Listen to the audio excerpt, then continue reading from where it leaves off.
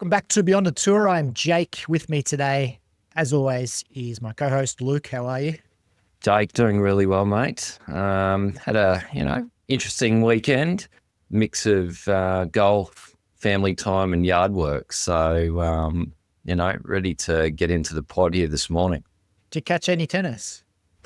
Oh, only little bits of highlights of the tennis. I've really dropped off. I was saying this to one of my playing partners out at RQ yesterday that since the tennis has swapped from Channel 7 to Channel 9, I've really struggled to engage, even though there's still a lot of the same commentary team. It just doesn't feel the same having grown up on, the Oz Open always being on 7. But I haven't seen too much, but I did see that the Joker boycotted a post-game or post-match interview with Jim Courier, and then one of the American female players certainly leaning into being the villain, a la Patrick Reed style, hey?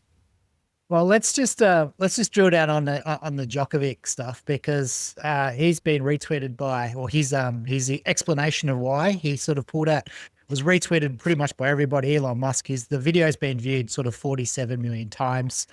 That was in response to Tony Jones, who's an AFL reporter or a sort of media reporter down here, giving it to the Serbian fans, throwing a bit of shade at them and at Djokovic.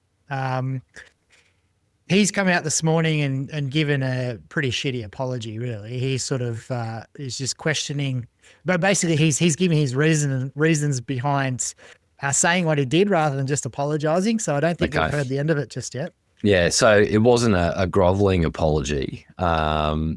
It was a qualified apology, shall we say. It was. And I looked at it, that Tony he basically said he's jokes around and whatever. But so it was said a little bit in jest. I think there was a little bit behind it. There was a little bit of bite behind it. He may not like Joker, and Joker has been like that. Like, he's sort of copped a little bit in Australia from the different sides, around COVID and that. Like, I've been pretty happy with the way he's responded, Djokovic. But I saw the clip of the journo turning around and as you say, throwing shade at the crowd. It didn't look all that professional, even if it was done in jest. But what I did see of it kind of lines up with what you're saying there, that there was a bit of sting underlying it. Yeah, I think so. Which is fine. You can have your personal opinion. It's all good. But he's come out and he's basically said all this. He's worked around it. He said, I'm sorry. They mean a lot. I was joking around. But obviously, it hasn't. It sort of hit a little bit hard. It stung Djokovic, and he's sort of taken his stance. The fact that it's been seen by 50 million people, and the fact that the majority are on Djokovic's side, I would say it's not done and dusted, that apology. He's going to find a little bit of retribution there. But, that's interesting. The host broadcaster, I don't think they're going to like that at all. No, and I'll better stick to the AFL reporting instead of the tennis jibes, hey? Yeah, there's a great podcast I listen to. It's called The Sounding Board. It's, again, I think we've spoken about it maybe on this podcast. It's a look behind the media, and it's done by a couple of what were AFL journos, Craig Hutchison, who's head of SEN. And so they're on a break at the moment, but I'd love to hear that episode. I hope they come back specifically for this, because and it dig probably into deserves it. Yep, it would be hilarious. All right, let's jump into the major storylines for the week. For me, the major storyline was Tyrell Hatton winning in Dubai, beating a packed field. Rory Nair, Laurie Cantor doing incredibly well. John Rahm missing the cut. Tom McKibben performing quite well. Our favourite Dave Micheluzzi had a great round there as also. Mm-hmm. Yeah, it was a good event, wasn't it? I enjoyed watching it, as we mentioned on the pod last week. Really good viewing window for Australians, with the final groups teeing off at sort of 5:30 my time, 6:30 your time. Great event. Hatton claiming his 8th Euro Tour win, and good to see a couple of Aussies bobbing their heads on the leaderboard, even though they weren't able to close it out. We'll get to sort of talking about Dan Hillier's chipping yips, hey? Yep. Him and also Ryan Fox, they're pretty much Australian as well. So there's 3 Australians. Hey, the Kiwis will hate that. On the PGA Tour, we had a 13 on the hole, and an event won by Sepp Straka. So he's putting himself in contention for the Ryder Cup on the European side there. JT performed pretty well. He was a couple shots back there. Jason Day, we saw a little bit of fire from him throwing a putter around. So he sort of also he was 3 under today, finished 3 back, but Yep. He didn't. Could have been better. Yep. Yeah, I agree. Or where do we start? Let's quickly run through the PGA Tour event first. I didn't watch a lot of it. I saw that 13 by William Mao. That was incredible. Yeah. Particular hole, and he ended up pretty much just bailing out to complete the hole. But that is the exact reason why Stableford scoring exists for amateurs. Oh, 100%. And, I've been in that situation where you just can't get the ball on the green. You lose all feel, all sort of touch. And so I felt like I was watching, Luke Manning play rather than a professional golfer. So it was hard to watch, wasn't it? Just seeing this poor young rookie go to water. In the iconic bunker there on the 16th. Just a little bit of Pete Dye mastery there in course design. I mean, it's so magnified and amplified that it's almost crazy. But it was it obviously created the drama. And I don't know whether you saw Johnson Wagner try and recreate the shot. He managed to get out of the bunker, but it took a skull shank for him to actually run it up the face and get out. He's been really good value, isn't he? Yeah. On the broadcast. Yeah. Good to see JT back in form. We like him at the top of the leaderboard. So that's good. Pat Cantlay as well has also had a top 5. Yeah, I think world golf is better when JT is contending and winning, and he's an immense talent. It has been hard to see him sort of in the wilderness, and even if you don't particularly like his personality, and there are plenty that don't, you've got to admire the shot making and the skill, and the win rate that the guy's got at his age. So it was good to see him up there. Him and J-Day looked most likely outside of Chuck Hoffman to probably, make a run at Seb, but just not able to sort of get it done. J-Day's putter probably ran a bit cold today. And I mean, JT did what he could. I think he shot 66 there in the final round. So it's pretty hard to go much lower than that on a Pete Dye course, particularly those finishing holes. Again, you never won until you're in the clubhouse on a Pete Dye course, are you? And so 17 and 18, similar to Sawgrass, really testing holes to come home with. But I'm sure you'll have plenty to say about the pace of play for the final round there in the final group. Yes, 339 minutes, 5 hours 39. That's a very slow round of golf. We saw a little bit on the DP World Tour as well with backups, just with the way that the guys are now able to sort of reach particular greens and whatnot. There's a sort of enforced delays around there. But I think this one, we saw on social, a few people are talking about bringing in shot clocks and all of this bullshit. To be honest, all they need to do is enforce play and enforce the pace of play and with strokes. And I'm sure we'll quickly see the pace speed up very fast. If it doesn't, I think here's how it would work. So if they're going to start enforcing it, they're going to accidentally enforce play, stroke someone who may not deserve it. That person is going to come out and say, this is bullshit, it was Cantlay. Yep. So they're going to start calling out players. Yep. The player is then going to have so much pressure that they're going to have to speed up. So it, to me, the logical thing, just enforce pace of play and it's going to be faster. But the things you just described there are exactly the reasons why it won't happen. The tour is not going to allow players to pit themselves against each other, airing the dirty laundry of what goes on behind the scenes.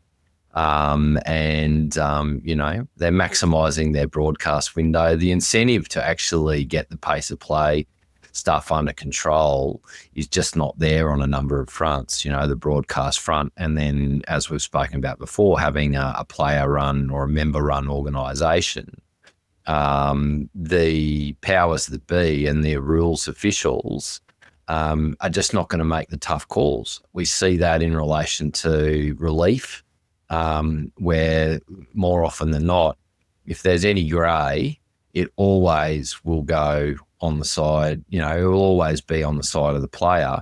And even when there's not grey, they find grey to still be able to give them a relief. So I'm pretty bearish on the pace of play prospects of pace of play improving, just simply because the incentives aren't aligned. Yeah, well, you know, like I think at the end of the day, well, I think what's going to change that is just a declining viewership and maybe a little bit of, just seeing hopefully LIV is leading the way, and TGL, I guess. TGL's revolutionising with the shot clock, isn't it? You know. Oh, yes. 2 weeks in and we got people talking about shot clocks on PGA Tour. Yeah. You know what? The thing is that we always see delays when someone blasts it off the park. We see them big delays with caddies trying to get numbers and whatnot. Yeah. Thinking about that, like that is where pace of play needs to be enforced in particular, because like, why should someone who's just played an absolute terrible shot get an advantage? Yeah, correct. Like I think that's part of it. You blow it that far left or that far right, you still got to end up in shit. Yeah. Like part of that's part of the penalty. You can't have your caddy walk it off 150 meters to the fairway. Yeah.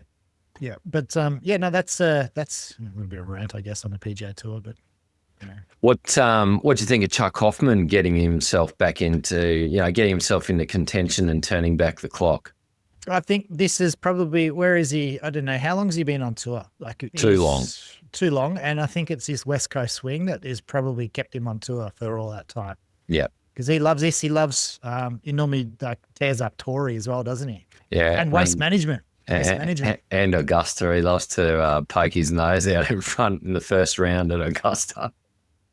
Turned pro, he's 48, turned pro in 2000. Like that, so I mean, this was really a lifeline for him ttentially to keep his card until he's old enough to qualify for the Champions Tour. You know, a win here just would have been absolute gold for him. But you know, it all sort of, despite having 63 in the second round, it all came undone on the 13th, which there's a par 3 there with water all up the left side, and playing the hardest hole on the course, 2 balls in the water. I still think he got a very generous drop for his 5th shot. I don't know if you saw that, but I think his playing partners were overly generous with where the ball crossed.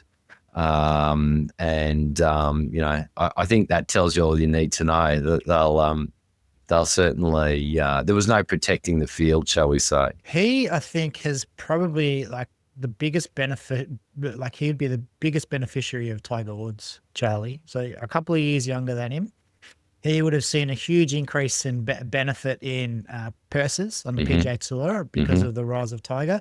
He's going to see the exact same thing on the Champions Tour. You're shit stirring there. I just can't see Tiger playing, but anyway, we'll find out in a year or two. Yeah. It will, like, they're increasing. The purses are going to just explode next year on the Champions Tour. Imagine if you start seeing Champions Tour events eclipsing signature events in terms of viewership. Who else we're going to see? Who was it that shot under their age? Was it Bernard Langer? Did he average 63? Yeah, that's right. It's just some crazy stuff. Okay, notables to miss the cut. Did I see there? We've got so Tom Kim, Wyndham Clark, Cam Young, Brian Harman, Finau, Sung Jae Im. Yeah, a couple of major winners there. Couple of TGL players that looked good on the simulator. But yeah, not so good out on course there. So some big names to miss the cut. And I guess it was good from our perspective to see a couple of Aussies doing all right. We've talked about J-Day. Cam Davis got himself inside the top 10 there at one stage, but he had a really poor finish coming home, and including a double bogey on 18, so he ended up finishing T19. But good to see some Aussie flags on the leaderboard. Yep. Cam Young clearly was just preparing for his Tuesday night TGL appearance. That's right. Just warming up. Yep. Getting the reps in. Yep. Okay. It's the DP World Tour. That's we saw the typical sort of shots of Dubai 30 years ago versus now.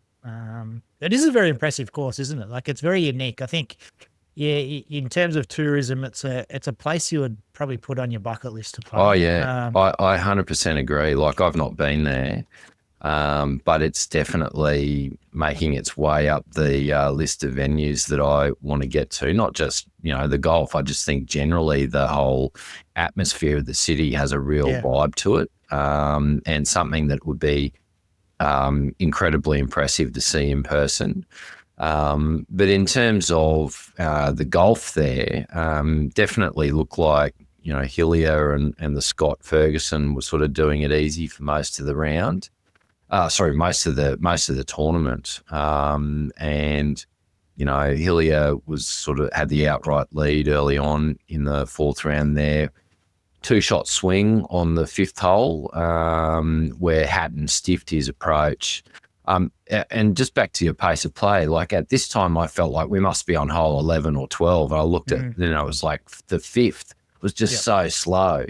But Hatton stiffed that iron shot in there on the fifth. And you've got Hillier not too far off the green to the left there, but had short-sided himself in the fluffy rough. And then he just chunks those 2 chips, and that was on top of some of the, some ordinary stuff that we'd already seen. So the chipping yips were alive and well for the Kiwi, unfortunately, and that was probably his downfall in the end, because he only lost by 1. Yep. Yeah, Hatton. He's been pretty impressive, hasn't he, since joining LIV? He's probably his game has gone to another level. It really has, and he's playing just the best golf of his life at the moment. It's interesting. They did a walk and talk with him, and the broadcaster was saying that was his 200th appearance on the European Tour, and he'd averaged 150K for every one of those 200 appearances. So, I mean, he seemed disappointed, but when he explained, I don't think he was disappointed about the money. He was disappointed to hear that there'd been so many starts. I think it made him feel old, and that he'd only had 7 wins at that point in time, rather than more, out of the 200 starts. But definitely a golfer to watch this coming year. Interesting to see how he goes in the majors and whether he can really give one a good shake and get his name on a trophy. Yeah, I think he's someone that's, and again, probably another one you say is Tommy Fleetwood to probably a bigger extent, but their games didn't necessarily, or their conversion rate jumping across to the PGA Tour just didn't follow them. So Tyrell has been incredible on the European Tour and not so much on the PGA Tour. So I don't know, just interesting. Maybe it's a style of golf, or I don't know what it is, but could be. I mean, they do play a much greater or a bigger variety of course styles on the Euro Tour, don't they? So maybe he's better in those sort of changing conditions rather than the same old target golf you see week in, week out on the PGA Tour. David Micheluzzi had he's sort of this was it the second round? Did he come up? He had a 7 or 8 under or something like that. Was he final round? He got up there on the leaderboard. He was 10 under at one stage, and I think to grab a share of third, but because the final groups were so far behind, so he was I think on 15 when he got to third spot, and the others were on the seventh hole. So it was always going to be difficult for him to sort of hang on or post a score that was going to be in any way a challenge. But he certainly, he got hot on that final round, ended up finishing T8. The other Australian, Minwoo Lee, he also had a 66 in the second round, so got himself well and truly up on the leaderboard, but sort of faded towards the latter stages there to finish at T17. Yep. Yeah, Mika is a couple of 65 sandwiching a couple of over par rounds. Yep. Get rid of that errant round, and it's all going to come together for him. Yep. The other one of interest to me was Elvis Smiley, who made the cut, but he ended up sort of not having a fantastic weekend with a par and even par and a 75 on the final day. Yeah, and it'll all be a learning experience for him, for the first few, won't it? Although we'll see some of these young guys on the PGA Tour come out and win their first tournament or win as amateurs. So he's got more experience under his belt than those cases. But I think he'll sort of be playing a steady as she goes approach to this, really sort of finding his feet, and hopefully we see him contend in some coming events. Rory with another backdoor top 5. Loves the backdoor top 5, doesn't he? Final round 66 and a very low back 9 of 31 got him into a backdoor top 5. He's looking fit, Rory. He's looking ready for the season, and I think he'll be catching his competitors' eyes. I feel like he's on the march. I did note that. I sort of just watching him, I'm like, gee, he looks like, because he maybe towards the end of the last season, he looked like he just, not sure you'd call it, was not poppy fat, but it looked like he had been maybe bulking up or something. He was just looking like he was holding a lot more weight, but over the weekend, he looked very fit. Yeah, he had a real swag to him. So I think Rory's not looking to take any prisoners this year. He's just getting himself primed for Augusta and a playoff with Bryson. Yep. He might find himself as being one of the only sort of top players against Wyndham Clark at the AT&T. No one else turning up. Did you see his comments about Tom McKibben pre-tournament? Yeah, I did see them quickly in the sense that, if he was in the same position, he wouldn't be looking to make a decision to join LIV, that it wouldn't be the right choice for him. No, if that's a deliberate attempt to exert some sort of indirect influence on Tom or not, or overstating the supposed position as mentor. As it was said in the pod last week, some question marks about how much substance there is to that mentor rumour. But yeah, I did see them. What was your take on them? Yeah, I thought there was a few barbs in there. Like he was pretty clear that like losing OWGR points and access to majors and that were a big thing. And I thought he was exerting quite a bit of pressure, even though he sort of maybe was trying not to. I don't know, but it. I wonder if, there's been some behind the scenes chat as well, which is why we haven't seen an announcement. Be probably a fortnight now since the rumours broke, and there's still nothing formal, right? Yeah, it's very interesting. So that I guess rolls us into the announcement with Fox. So the Fox deal has been formally announced. So that's going to be mostly, well, depending on the event, it's going to air on Fox FS1, FS2, and Fox Business. I'd anticipate that the major channels will be for most of the European, or the US events and events that fall within sort of prime time-ish sort of time zone for the US. Some of the overnight events, maybe Asia, Australia, we might see on some of those second tier sort of channels, I'd imagine, is how that will play out.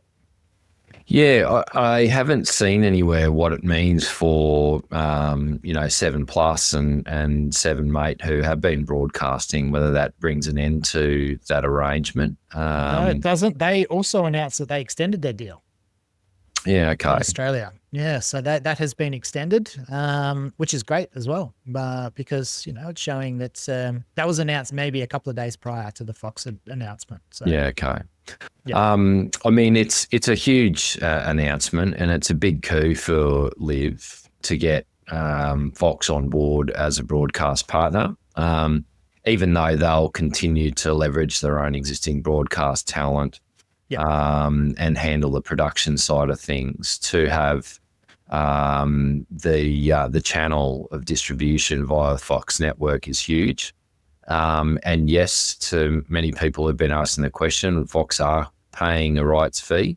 I don't really know what that is at this point in time, but I did see Brandel out there shit staring again and asking the question, as were many others. And I do think it's a tough scene for many of the naysayers who said they'll never get a broadcast deal and that they're a joke of a league because they don't have a TV rights deal. And so, I was doing a little bit of baby trolling of Warren Smith on X, who's a Fox Sports commentator in Australia here, who's had those critical takes of LIV without the TV deal. So, this deal, along with we'd had about was it DAZN, that he might have to make some changes in position in his takes on LIV. So very interesting announcement. It's a really significant move for Fox. Having previously exited golf, they moving back into it, I think it's an indication of the growth in the sport and the bullishness of some of these organisations about where golf's headed. I think so. I think so. The couple of things that would, to me, make a bit of sense. So that I'll suggest probably that they have paid some type of rights fee, but it would be very low. There's no sort of production costs for them, so certainly the fact that live sport is really the only product on TV that's sort of bringing any sort of huge revenue still. It makes sense to get it's almost like a free swipe for them, and I think the only thing that was ever stopping it was maybe just the public perception around the sort of the PIF ties, really. Yep. So it's going to be interesting to monitor the what do you call it, the watch numbers, what are they, the ratings, the viewership. The viewership, over the weeks that it's in the US in particular. Yeah, and no doubt there'll be lots of eyeballs on that, and lots of criticism of low numbers when it starts low. No allowance for the time that it will take to gain momentum, etc. But I don't think that phases LIV. They're playing the long game, or the PIF. They're playing the long game. They're getting sort of runs on the board progressively, and really, for what they've achieved over the last 4 years, it's pretty incredible. Now, they've had very deep pockets to be able to do that, but that's what you need to create disruption in a monopoly the size of the PGA Tour that's had basically the rails run for decades. So they've still made incredible achievements, in my view. They've opened up golf to a whole new demographic, or range of demographics that would never have had any interest in golf. And hopefully this Fox deal is just another rung in the ladder on their way to success. Yep. One thing I noticed over the weekend, watching in particular a fair bit of the DP World Tour, was that that broadcast style has always been probably my favorite. That sort of like slow moving, little bit of sort of jovial sort of commentary, not forcing any sort of narratives or whatnot. But I found it a little bit slow compared to what you see on LIV. And so I think like that's, to me, it's probably just a changing nature of golf broadcasting. Like LIV have that model. I know it's not going to be for everybody, but like I think that's the future, that style of sort of broadcasting. Yeah, they definitely try and create the atmosphere in the commentary booth, as you know, and import that into the living rooms of people watching. I just, I'm not sure Arlo's the right person. Like, he doesn't resonate with me, but I could understand someone else doing it in that fashion, how it can create excitement for the viewer rather than, as you say, sort of, a Sam Torrance or something like that, just whispering softly into the microphone. So it's obviously two very different approaches, and it'll be interesting to see how that broadcast team evolves. I know we've heard that the broadcast talent will remain, but it wouldn't surprise me if it does change at some stage in the future. Yep. Listening to Johnson Wagner is taking a more sort of broadcast sort of commentary sort of role. Yeah. Certainly in the early stages. He sounds very similar to everyone else on the broadcast team, which is, to me, like I was listening this morning. I was thinking, God, he's been probably a breath of fresh air in that particular broadcast team with his, I guess, his demos and reenactments. Yeah. But he's falling straight. He hasn't actually rejuvenated the broadcast like with him commentating. Like it's I don't know. It just seems to have blended in, and I'm not sure. They're clipping his wings and dumbing him down, are they? Yeah, I think so. I don't know, but like once you get inside the booth, you got to take some personality out. Yeah, I think so. Yeah, it's interesting. I mean, there's a real difference in style, isn't there, between your CBS and your NBC broadcast teams, and it's very particular or very individual what style resonates with you and what style you like. I mean, I was out on the CBS broadcast for a long time because of Faldo. I just, I couldn't cop listening to the bullshit that just continued to come out of his mouth. And he just would try and turn every scenario and every tournament into a story about him. So it's certainly been refreshing to have Trevor Immelman come in and, spark up that commentary, because he's bringing genuine insights and analysis about what's happening on screen rather than about what historically happened in Nick Faldo's career. Yep. And I mean, you have to give credit to Jim Nantz, obviously an incredible announcer on the CBS side there. From an NBC side, obviously there's been some change. They were with Zinger there for a little while as their main analyst. And I mean, I don't know what we take out of the call team this week, but anyway, it'll be interesting to see how all of those announcers and commentary teams pan out over the coming years. It will. I think with Zinger, so I think they're just gearing up for 2026. He's doing the Champions Tour broadcast, so they're just waiting for Tiger now. They're assembling their team. Yeah. Zinger will love seeing Tiger and the pressure he builds on the Champions Tour. Continuing on with the signings that were well known for a long time, Scott O'Neill has been confirmed as the LIV CEO, replacing Greg Norman. 25 years of sort of business experience with like the Knicks, 79ers, Rangers, Eagles. That's a position of commissioner, which Greg was in. It doesn't exist anymore, so that's being completely replaced.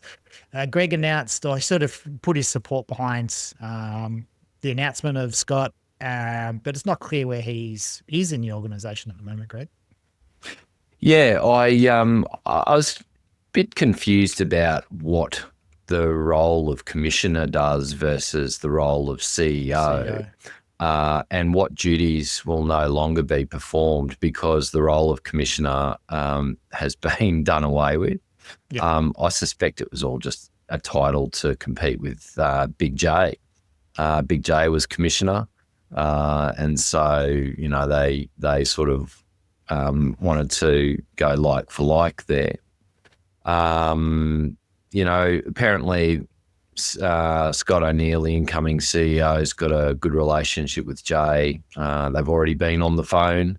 So the people who are still optimistic about some sort of deal to unify the game of golf They're saying that's all sort of positive and headed towards a reconciliation style deal. But as we've spoken about many times on this pod, that's sort of not how we're seeing things play out. Particularly if you've got a signed sort of multi-year deal with Fox now, so you can clearly see that there is any coming together is not going to sort of make any changes to anything besides 20, but before 27, probably 28 even, I don't know. No, that's right. And I think, the executives at Fox, before signing a deal and going into a contractual arrangement in over a number of years, they would have wanted assurances from Yasir and the PIF about, well, what are your intentions with the framework agreement? I mean, the framework agreement is totally dead and buried. Whatever they're talking about negotiating, if they still are, is just got nothing to do with what was in the four corners of that framework agreement. It's a ceasefire with a little investment from PIF. Yeah, I think that's it. Let's stop shooting at each other. And okay, PIF will take some of your money if you think it's a good business investment. Yep. TGL Week 2, did you get a chance to watch that? Yeah, total whitewash, wasn't it? Tigers Jupiter Lynx took on the LA Golf Club and absolutely got their asses handed to them. A thrashing, 12-1 thrashing, almost bageled actually. Yeah, it was. Kiz was not in good form at all, was he? Oh, it was great entertainment though. Yeah. Great entertainment. That he almost killed someone in the crowd, knifing one out of the bunker, and really only was saved by the fact that it crashed into the pin. And even I found sort of myself seeing Sahith and even it might have been Rosie actually sort of dropping some putts to give them some double points in that and sort of fist pumping. It was good. It was really good entertainment. I think my issue isn't necessarily that TGL is going to fail from that perspective. I think it's a decent product. My issue with it is I don't think TGL is going to succeed just with the sheer weight of money that they need to put it on. It's thinking about how much each of these guys would be sort of demanding to play on a team. You've got to be talking $5 to $10 million an episode. You'd love to know what they're getting per episode and what, obviously someone like Kiz would have been just happy to get a start and be invited, right? But the other guys, it is an impost. I know they're working around the PGA Tour schedule, but to be in Florida on a Tuesday night, it's not something that they would be used to doing, and it is going to be an impost and a change to their schedule. So I think people would be asking definitely for their fair share of the bag. Would love to know what it is, but anyway, it was a horrible night for Jupiter Lynx.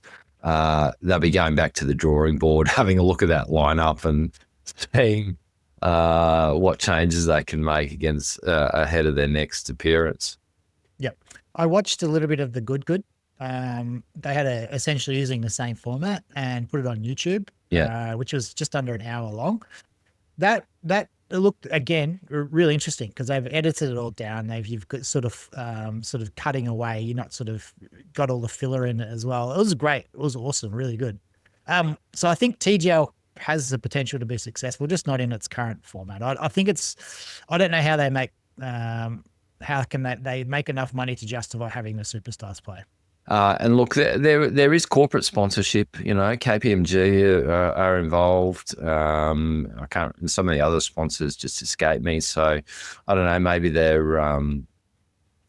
looking to drive it through the corporate revenue. And the price of tickets and experiences in the US has just increased exponentially. Like it has absolutely exploded. And maybe we can talk quickly about one of the corporate hospitality packages that's being offered for the Waste Management Phoenix Open. So the Global Ambassador, which is a hotel in Phoenix, is offering what they're calling their Super Lux package to the Waste Management Open, and the package comes in at a very affordable $250K US.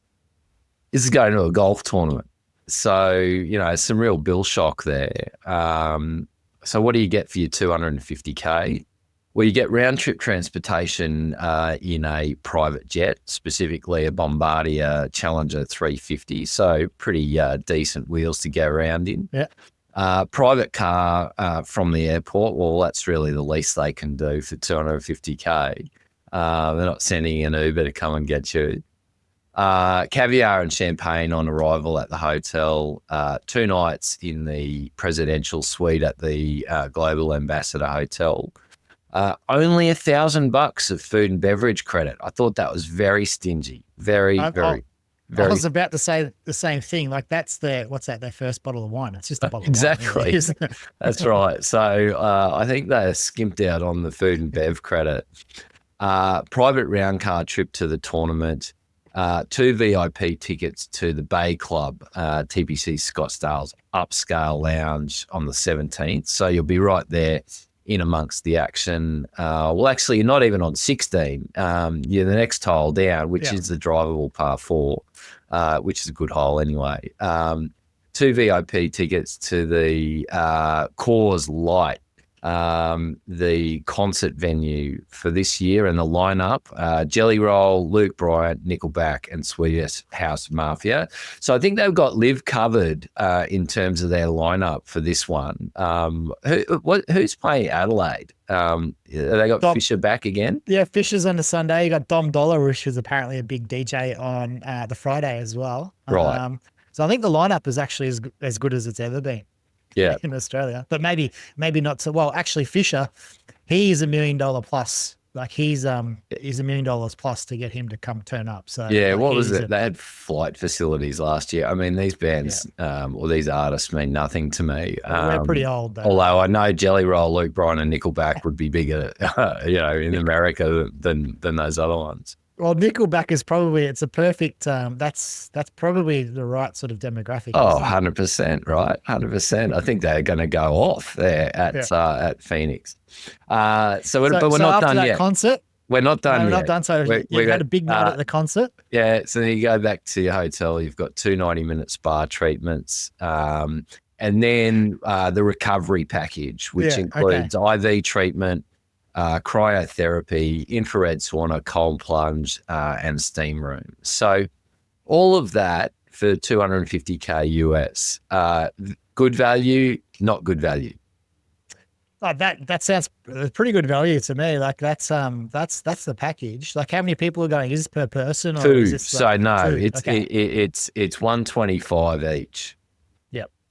Listen, I don't know why you throw in $1,000 in food and beverage. I think that's not appealing to someone who's paying $250,000. I don't think they give a shit about that because that is a bottle of wine. I don't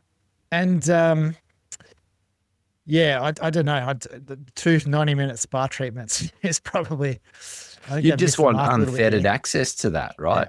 Yeah. Have as many as you want, unlimited. But anyway, the T's and C's, full payment due upon booking, and reservations non-refundable and non-cancelable. Yeah, so if you're putting your name down, you better make sure you're available that weekend in Phoenix. That's Christ. So that's for waste management. It was in 3 weeks. Yeah. So anyway, I guess that's indicative of the kind of money that might be around for experiences and corporate hospitality and corporate events. So I don't know what it's costing to have one of those suites at the TGL, but you'd imagine that they're charging a pretty penny. So it remains to be seen how sustainable that is. And to your point, it needs to be sustainable in order to make TGL profitable. Yeah, or else just has to change their model. Like as I said, I think it probably will be successful in some way, but I just don't see it with all the top stars. Okay, this week, events this week, probably, or the main one, well, it's not really the main one now, the Farmers Insurance Open. So as you say, it was at Torrey Pines. It's not a signature event, so you only got a $9.3 million purse. Notables, which I've just gone through and crossed a bunch out there for you, Luke, that you've popped on the rundown. Xander Schauffele, Colin Morikawa, Patrick Cantlay are not Late playing. WDs. Well, Yeah. Xander and Colin was this morning or like earlier today. Yep. So the highest rank, highest OWGR ranking, you've got Ludwig and Matsuyama. And then the third highest ranked player there is Keegan Bradley. Not good for Farmers Insurance in terms of, being the sponsors and what the field could have been versus what it looks like it's going to be. But they do have your mate, Two Gloves, Aaron Rye in the field. So, not all is lost, Jake. Not all is lost. Not all is lost. I think this is shaping up as probably the weakest field at the Farmers in 30 years. Which is disappointing. I know Torrey Pines gets, criticism from the likes of, Andy Johnson, the fried egg, for not being the type of golf course he likes, but it is an iconic venue. It's hosted US Opens before. It is part of this California swing, which is really enjoyable. So you'd like to see a stronger field at this one, but those three pullouts have made it challenging. Yep. The following week we have the AT&T Pebble Beach Pro-Am, which is the signature event. At the moment, there have been, or this is actually on their website as of the 12th of Jan. So we're sort of, 8 days since then. But at time of going to air, there are 59 commitments. Of those 59, excluding players, you've got Scotty Scheffler, Xander Schauffele are not committed to that. Yep. Which is very interesting. And even Cam Young, who's playing TGL this week, he hasn't committed to that either. And he's someone who does qualify for that. But there's still, I think, another 20 spots. I think they play this with 80 people. So it'll be interesting to see, or just to monitor what happens with Scotty, how his recovery is going with his hand, and whether or not Xander plays with the mystery injury that he currently has. Yeah, if there's a course that's going to draw people out, it's going to be Pebble. But on the flip side of that, playing with amateurs and having 5.5 hour rounds is also a disincentive to play. It's still early days, obviously, with lots to change over the coming week. But it'd be good to see some of those top guys get their names into the entry list. Yep. And then on the DP World Tour, we're staying in the United Arab Emirates. What is it? The Ras Al Khaimah Championship, is it?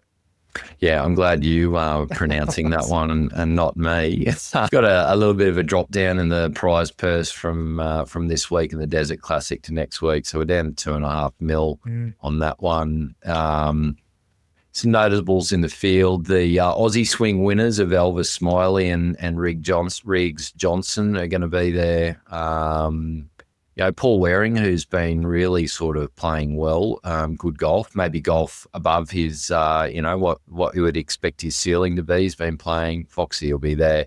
And then a few LIV guys make an appearance. I think Moronk, Puge, Peters, and potentially Tom McKibben, depending on where he lands, are currently down as entries in the field. That'll be another good one. Hopefully we've got an announcement there for the for Legion 13 and Tom confirming his spot there. Going to be interesting just to monitor with all that sort of happening. I think this time of year, just before we sort of kick off LIV, it'll be interesting to see if there are any other announcements made, particularly from LIV. I don't know. It just seems like they've always been able to keep a lot close to their chest. Yep. Where it's caught a lot of people off guard, and it just has a feeling for me of that something similar happening again this season. Well, I hope you're right. It'd be good to spark some real enthusiasm and interest in the lead up to the season kicking off. So, Tom, I don't think is necessarily going to shift the needle. It's an interesting signing, but the average golf fan would have no idea who he is. But if they do have a big name signing in the wings, it'll be great to have that released and generate some excitement heading into the first event. Yeah, well, so Jay, if we get a little bit into the, it's just, I guess, some of the rumors, whatever. Jay, Pro Golf Critic, was sort of mentioning there was some unsubstantiated rumors of these mystery pullouts and mystery injuries were potentially to do with the fact that there's no deal signed, and that maybe that's there a little bit of a silent protest, like Xander, Scotty, Rory, et cetera, et cetera. What other ones obviously that have been linked to LIV previous to the Højgaard twins? I think maybe was it Rasmus that might have also pulled out of the Farmers again this week. So I don't know. To me, and the fact that Chachara is still suspended by the PGA Tour. The fact that LIV has just signed with Fox, to me, there's still direct competition there. I kind of see that it's right potentially for a surprise additional team being added. But yeah, and you think there's a bit of smoke, so there might be some fire. Maybe. But no one's hearing anything by the sounds of things, and I don't sort of get any information for it. To me, it's just pure speculation. But yeah, it just feels right. And look, we might just finish on this final point. Yeah. Speaking of fire and smoke, unfortunately, the Genesis won't be held at Riviera this year. The PGA Tour and Tiger have determined that it needs to be played in an alternate location across that sort of week of 10 to 16 Feb. Out of respect for the impacted communities, particularly at the Pacific Palisades. So we're expecting a venue update and additional tournament information to be provided in the coming day. Question for you, Jake, where could or should it be played? There's a little bit of speculation on social media about possibly banned, and I feel like that's too remote to be able to get the travelling circus there and actually get a PGA tournament of that size up and running. My fear is that the PGA Tour will put its thumb on the scale and look to leverage a TPC course for its own sort of purposes. So TPC Las Vegas comes to mind. The other thing that I was thinking is that, Trump's got a magnificent course in LA. That would be a sensational venue. Now, as we know, PGA Tour has been pretty hostile towards Trump since he was inaugurated in 2017. They removed Tyrell off the schedule. But we've seen all number of business leaders, visiting Trump to kiss the ring of late. So is it Big J's turn to ask the Trumpster if he can borrow one of his courses? It's I don't know. I kind of suspect that it will be an existing venue, and sort of in and around that month. There's not many choices. Maybe it's going to be Scottsdale. Couldn't see it being Pebble Beach. Possibly it'll be Torrey.